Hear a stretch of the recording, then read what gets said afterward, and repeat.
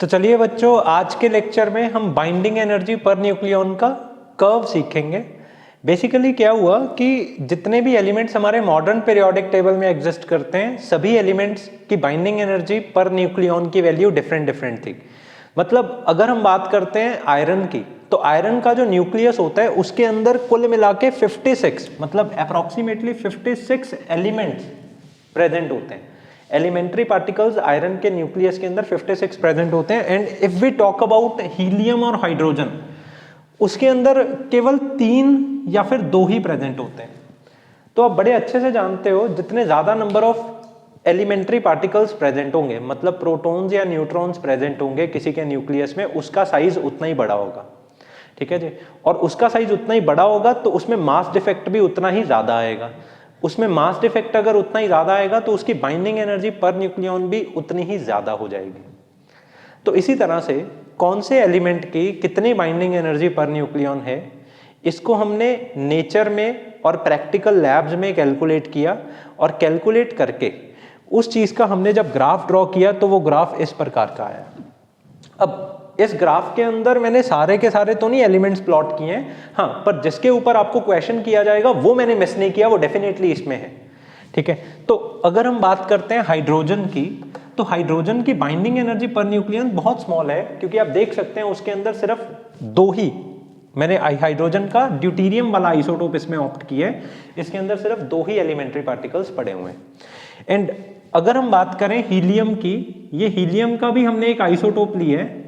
ये ट्रीटियम के साथ में हीलियम का आइसोबार बनता होता था, मैंने आपको बताया था ये पिछली क्लास में। ठीक है ना। तो एक हमने हीलियम का आइसोटोप लिया He3 वाला, और एक हमने हीलियम का आइसोटोप लिया He4 वाला। तो हमने देखा नॉर्मली हमारा जो स्टेबल हीलियम होता है, ठीक है ना, वो तो He24 वाला होता है, और जो अनस्टेबल वाला होता है वो क्या होता है, He23 वाला। तो जो अनस्टेबल वाला है उसकी बाइंडिंग एनर्जी पर न्यूक्लियॉन क्या है, कम है, और जो स्टेबल वाला है उसकी बाइंडिंग एनर्जी पर न्यूक्लियॉन क्या है, ज्यादा है। तो इस छोटी सी बात से ना हमें अंदाजा लग गया कि जिसकी भी बाइंडिंग एनर्जी पर न्यूक्लियॉन की ज्यादा होएगी उसकी स्टेबिलिटी क्या होएगी, ज्यादा होएगी। देखो ये तो हम सब जानते ही है ना, जो हीलियम है वो नोबल गैस है। नोबल गैस जल्दी रिएक्टिव नहीं होती, मतलब वो बहुत ज्यादा क्या होती है, स्टेबल होती है। तो हमारा जो स्टेबल वाला हीलियम है उसकी बाइंडिंग एनर्जी अनस्टेबल वाले हीलियम के कंपैरेटिवली क्या है, ज्यादा है। तो मतलब जिसकी बाइंडिंग एनर्जी ज्यादा होएगी, एक रूल अपने दिमाग में बिठा लो, वो उतना ही ज्यादा क्या होएगा, स्टेबल होएगा। ठीक है। अब जरा इसके बारे में सोच के देखते हैं। बाइंडिंग एनर्जी पर न्यूक्लियॉन ज्यादा होने का क्या मतलब है? ज्यादा होने का ये मतलब है कि जब वो इकट्ठे आए उनमें मास डिफेक्ट ज्यादा हो गया, मतलब उनको अलग अलग करने के लिए हमें ज्यादा एनर्जी अगर देनी पड़ेगी, मतलब उसकी बाइंडिंग एनर्जी क्या है, ज्यादा है। तो पिछली क्लास में मैंने आपको ये बताया था कि अगर एक प्रोटॉन और एक न्यूट्रॉन इकट्ठे हैं तो उनमें बाइंडिंग एनर्जी कितनी आ रही थी, 2, मतलब 2 देने पर ये अलग अलग हो जाएंगे। अब बेटा आप खुद सोचो, 2 जूल्स जितनी एनर्जी तो नेचुरली भी मिल जाएगी, मतलब अगर थोड़ी सी धूप ज्यादा निकली हो तो 2 जूल्स जितनी ज्यादा एनर्जी उन एटम्स को मिल जाएगी। तो इनके लिए अलग होना कोई बड़ी बात नहीं है। हाँ, अगर आप सोचो कि इसकी बाइंडिंग एनर्जी पर न्यूक्लियॉन होती 200, तो इनके लिए अलग हो पाना क्या हो जाता, बहुत मुश्किल, और ये उतने ही ज्यादा क्या हो जाते, स्टेबल। तो आज के बाद याद रखना, अगर कभी भी आपको पेपर में दिखाई दे कि बाइंडिंग एनर्जी पर न्यूक्लियॉन ज्यादा वाला ज्यादा स्टेबल होता है या कम वाला, तो आप हमेशा क्या बोलेंगे, ज्यादा बाइंडिंग एनर्जी पर न्यूक्लियॉन वाला ज्यादा स्टेबल होता है। ओके। इसमें हम एक चीज और देख रहे हैं कि फेरस तक, मतलब आयरन तक, तो हमारी बाइंडिंग एनर्जी पर न्यूक्लियॉन हमें बढ़ती हुई दिखाई देती है, आफ्टर दैट वो कम होती हुई दिखाई देती है। ठीक है ना।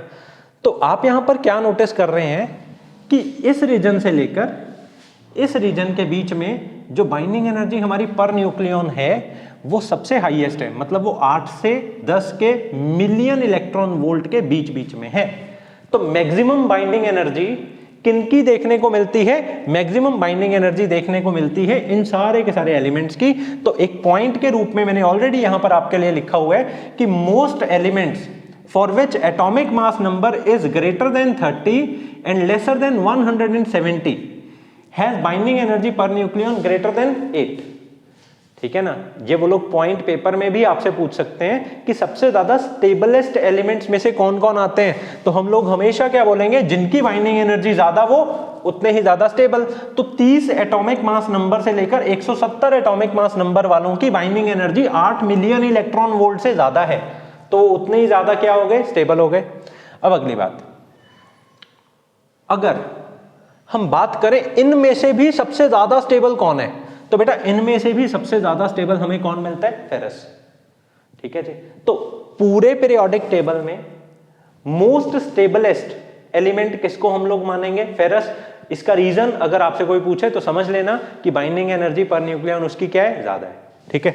अब अगली बात, अगर बाइंडिंग एनर्जी पर न्यूक्लियन कम है और हम उसको ज्यादा करना चाहते हैं, ठीक है, तो उसका क्या प्रोसेस है वो जरा हम अब समझने लगे। ठीक है। लेट अस सपोज हमारे पास में एक न्यूक्लियन है। न्यूक्लियन क्या होता है, न्यूक्लियस के अंदर प्रेजेंट होने वाला कोई भी प्रोटॉन हो सकता है, कोई भी एलिमेंट्री पार्टिकल हो सकता है, पर स्पेशलिटी उसमें क्या होनी चाहिए, वो न्यूक्लियस का हिस्सा होना चाहिए। ठीक है जी। जब वो न्यूक्लियन अलग था, मतलब इंडिविजुअली पड़ा हुआ था, मान लो कोई प्रोटॉन अलग से पड़ा हुआ है, तो हम लोग क्या मानेंगे, अभी इसने किसी के साथ बॉन्ड बनाया ही नहीं। ठीक है। तो अगर उसने किसी के साथ बॉन्ड बनाया ही नहीं तो उसकी बाइंडिंग एनर्जी पर न्यूक्लियन क्या होगी, 0। तो उसका मास डिफेक्ट भी क्या आएगा, 0। ठीक है जी। अब मान लिया जाए हमने कोई दूसरा एलिमेंट लिया, बी नाम का, और इसका मास नंबर कितना है, 90 है। ठीक है जी। और इसकी बाइंडिंग एनर्जी पर न्यूक्लियन कितनी है, 10 है। तो कोई एलिमेंट है जिसकी बाइंडिंग एनर्जी पर न्यूक्लियन है 10, और कोई दूसरा एलिमेंट है जिसकी बाइंडिंग एनर्जी पर न्यूक्लियन कितनी है, 15 है। तो बेटा आप यहां पर क्या नोटिस कर रहे हो कि इसकी बाइंडिंग एनर्जी 10 है पर न्यूक्लियन, इसकी बाइंडिंग एनर्जी पर न्यूक्लियन 15 है। ये अलग एलिमेंट है, ये अलग एलिमेंट है। हमने इस एलिमेंट को नाम दे दिया बी और इस एलिमेंट को हमने क्या नाम दे दिया, सी। ठीक है जी। इसका मास नंबर हमने 80 लिया है और इसका मास नंबर हमने क्या लिया है, 90 लिया है। ठीक है। अब मेन बात मैं बोलने जा रहा हूं, इसको समझ लेना बेटा। जब हमने लो बाइंडिंग एनर्जी पर न्यूक्लियन से high binding energy per nucleon की तरफ जंप किया, तो हमने क्या देखा, यहां पर एनर्जी रिलीज हो गई। मतलब इसके पास में अपनी एनर्जी कितनी पड़ी हुई थी, इतनी ज्यादा पड़ी हुई थी। मतलब आप बोल सकते हो 90 जितनी इसके पास में अपनी एनर्जी पड़ी हुई थी। और कितनी एनर्जी इसके पास शॉर्ट थी, 10 की एनर्जी शॉर्ट थी। अब क्यों एनर्जी शॉर्ट होती है, जब भी कभी भी न्यूक्लियॉन्स इकट्ठे आके रहने लगते हैं तो एनर्जी हमारी क्या हो जाती है, शॉर्ट हो जाती है। इसमें भी तो यही हुआ था ना, जब प्रोटॉन और न्यूट्रॉन अलग अलग थे तो इनकी एनर्जी 10 थी और न्यूट्रॉन की भी एनर्जी क्या थी, 10। जब ये इकट्ठे आकर रहने लग गए तो इकट्ठी एनर्जी इनकी क्या हो गई थी, 18। ठीक है ना। और कितने का डिफेक्ट आ गया था, 2 का डिफेक्ट आ गया था। ठीक है ना। तो इसको हम लोग क्या बोल देते हैं कि proton and neutron are short of energy. तो हमने यहां पर क्या देखा कि ओरिजिनली जो एनर्जी है वो 100 जितनी है, मतलब एनर्जी 100 जितनी है ओरिजिनली, और जब इकट्ठे आकर रहने लग गए बी वाले न्यूक्लियस के अंदर तो इसकी एनर्जी में कितना डिफेक्ट आ गया, 10। मतलब इसकी बाइंडिंग एनर्जी कितनी हो गई, 10। और इसके बाद जब हम हायर बाइंडिंग एनर्जी की तरफ मूव करें, मतलब 10 बाइंडिंग एनर्जी से ज्यादा बाइंडिंग एनर्जी की तरफ हम मूव करें, तो 5 और कम हो गई एनर्जी। ठीक है जी। तो मतलब एनर्जी क्या हो गई, रिलीज हो गई। ठीक है। आई होप सो बात आपको समझ में लग गई। एक बार फिर मैं आपको ये बात बताता हूं, इस बात पर क्वेश्चन आता ही आता है, ध्यान से समझिए। ठीक है। बात मैं आपको ये बोल रहा हूं कि जब सारे अलग अलग थे तो इनके पास में एनर्जी 100 जितनी थी। जब थोड़ा सा इकट्ठे क्लोज आए तो इनके पास में एनर्जी कितनी हो गई, 90 जितनी हो गई। जब थोड़ा सा और क्लोज आ गए, और क्लोज कब आया जाता है, जब और ज्यादा नंबर ऑफ न्यूक्लियॉन्स आ जाएंगे तो उनको क्लोज ही आना पड़ेगा। न्यूक्लियस का तो नहीं ना साइज बहुत ज्यादा बढ़ सकता, तो उनको क्लोज ही आना पड़ेगा। जब वो और ज्यादा क्लोज आ गए तो उन्होंने एनर्जी अपनी और ज्यादा रिलीज कर दी और मास डिफेक्ट और ज्यादा बढ़ गया और बाइंडिंग एनर्जी और ज्यादा बढ़ गई। ठीक है जी। ओके। तो आप यहां पर अब क्या नोटिस कर रहे हैं कि जब बाइंडिंग एनर्जी बढ़ जाती है तो एनर्जी रिलीज हो जाती है।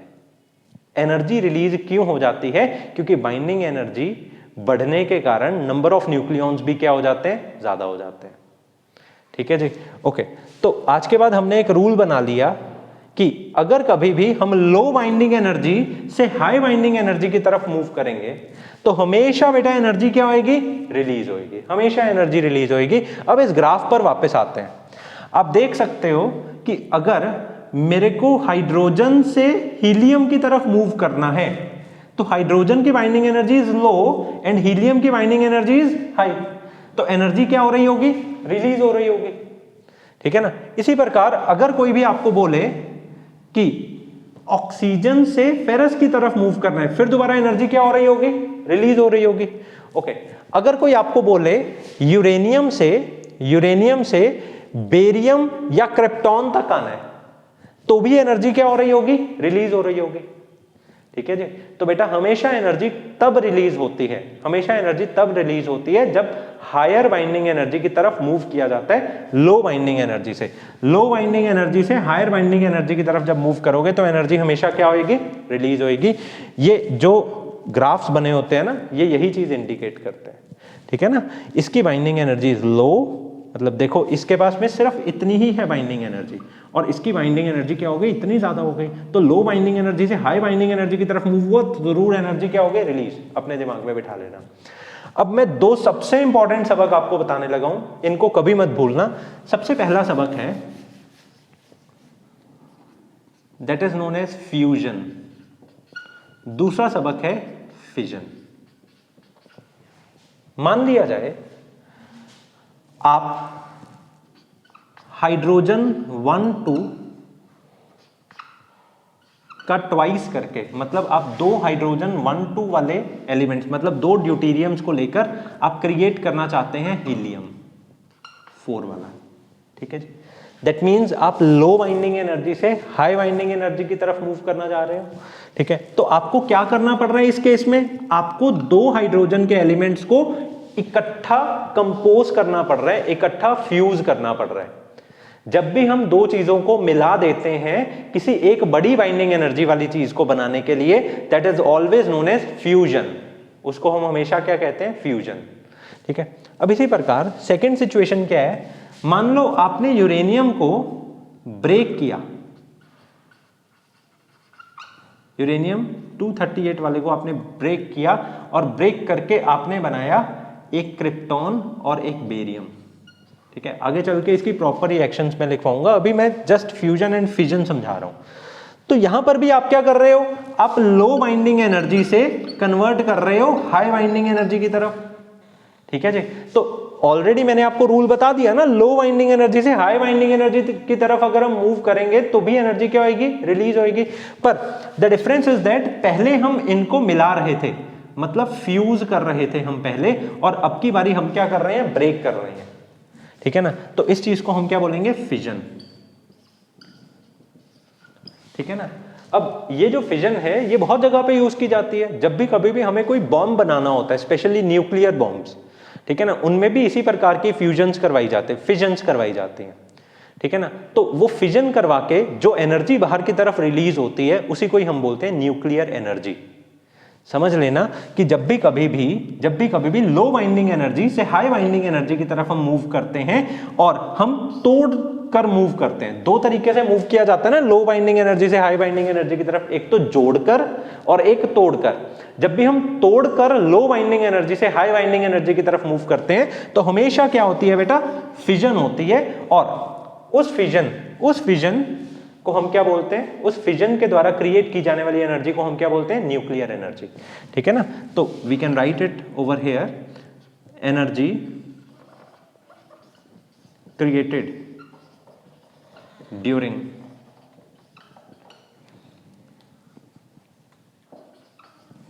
फिजन और ब्रेकिंग इज न्यूक्लियर एनर्जी।